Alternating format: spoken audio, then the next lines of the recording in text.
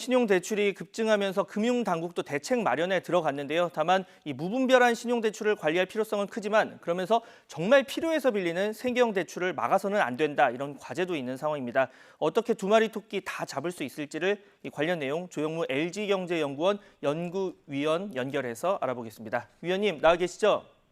네, 안녕하십니까? 네, 앞서 앵커 리포트로 정리를 했지만 지금 은행뿐 아니라 저축은행 같은 제2금융권을 통한 대출까지 늘고 있는 상황입니다. 이런 급증의 원인부터 한번 짚어볼까요? 일단 크게 두 가지라고 볼 수가 있겠는데요. 네, 지속적으로 주택담보대출 쪽은 규제가 계속해서 강화되어져 왔습니다. 그렇다 보니까 이미 집을 가지고 계신 분들이든 아니면 새로 집을 살려고 하시는 분들이든 집을 활용해서 대출을 받기는 상대적으로 어려워졌고요. 반면에 신용대출 쪽은 이런 주택담보대출에 비해서는 규제가 강하지 않은 측면이 있어 왔기 때문에 그런 면에서 신용대출 쪽이 많이 확대되고 있는 영향이 있고요.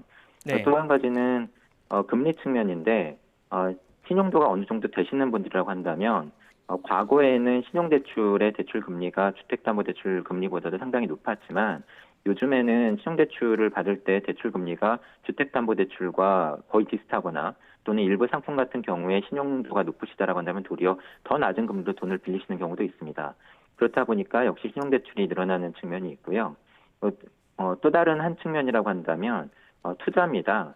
최근에 주가도 많이 오르고 그리고 또 다른 자산이라고 할 수 있는 주택 가격 쪽도 오르다 보니까는 이러한 대출을 받아서 자산 시장에 투자하려고 하는 수요가 급증한 것도 중요한 원인이라고 볼 수가 있겠습니다. 네, 지금 세 가지 측면 짚어주셨는데 하나는 주택담보대출이 막혔다, 그리고 신용대출 금리가 낮아졌다, 투자 목적이 있다 이렇게 세 가지 짚어주셨어요. 그런데 자 지금 보면 급증의 원인 두 가지로 보자면 생활비가 절실한 사람도 있을 테고 또는 금리가 낮고 문턱도 낮으니까 그만큼 빚을 내서라도 어디에 투자를 하려고 돈을 빌린다. 이 둘 중에 지금 어느 부분이 더 크다고 보십니까? 결론부터 말씀을 드리면요. 네, 지금은 아무도 모르고 있다라고 생각을 합니다. 아무도 모르고 있다. 예. 예. 그러니까 구조적으로 신용대출을 받아서 투자했었는지 아니면은 부족한 생계비나 사업자금을 메꾸는 데 쓰고 있는지 지금 추적이 안 되고 있는 상황이고요.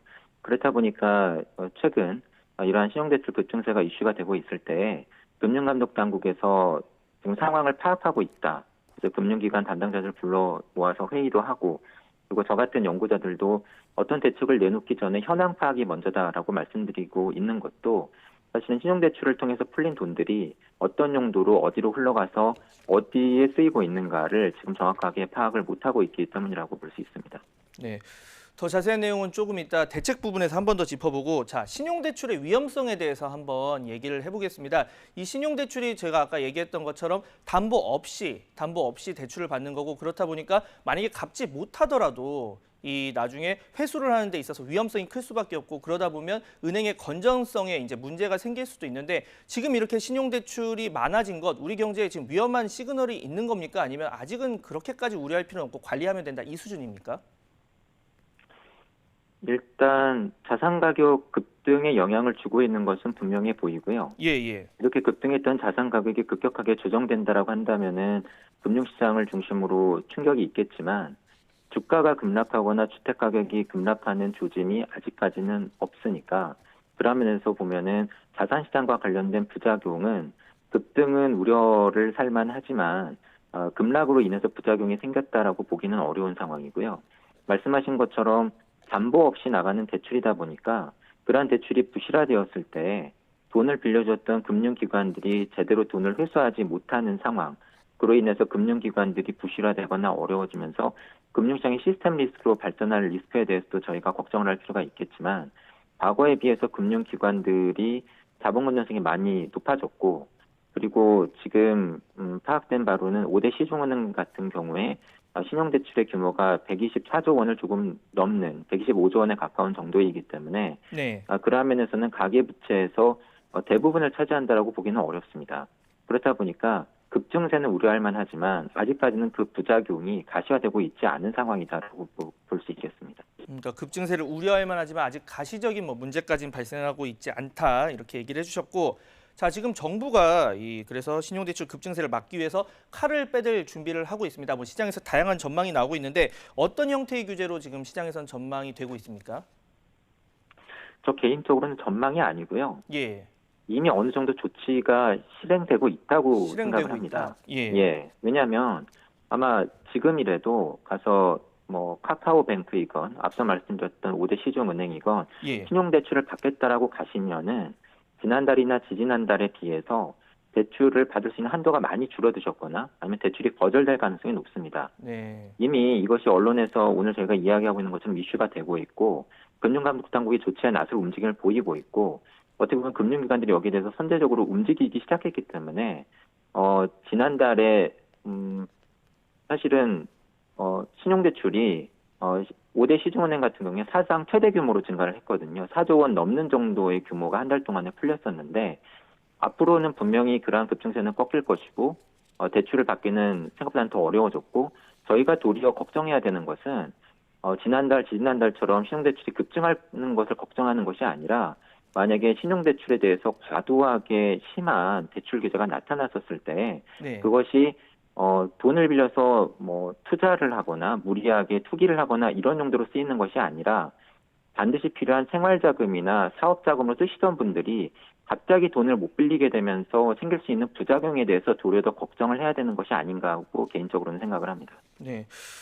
사실 지금 정말 이 코로나 와중에 다른 뭐 담보대출 받을 담보도 없고 그래서 이 여력이 없어서 제2금융권 신용대출 이 문을 두드리는 사람도 있을 테고 이 생계형장은 방금 얘기를 해주셨는데 지금 결국에 앞서 맨 처음에 얘기하셨던 쪽으로 돌아가 보면 이 둘을 구분을 해야 그러니까 어디까지가 뭐 B2를 위한 이 투자형 신용대출이고 어디까지가 생계형 신용대출인지 이게 구분이 돼야 이 핀셋 규제가 될 것 같거든요. 이 부분 좀 어떻게 대책을 세워야 될까요?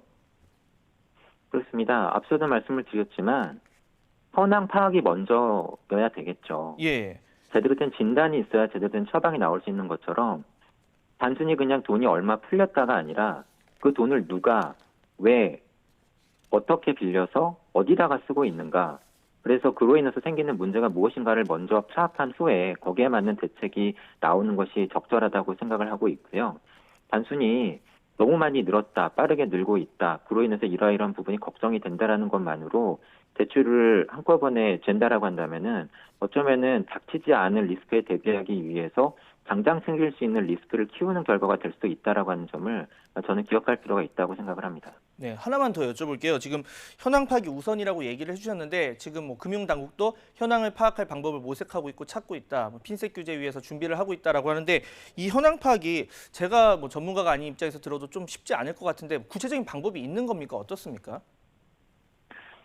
일단은 주택 구입 같은 경우에는 자금 조달 계획서 이런 부분이 있으니까요. 그나마 이러한 신용대출에 비해서는 주택담보대출 같은 경우에는 그 트래킹이 좀 더 용이하고 가능한 측면이 있습니다.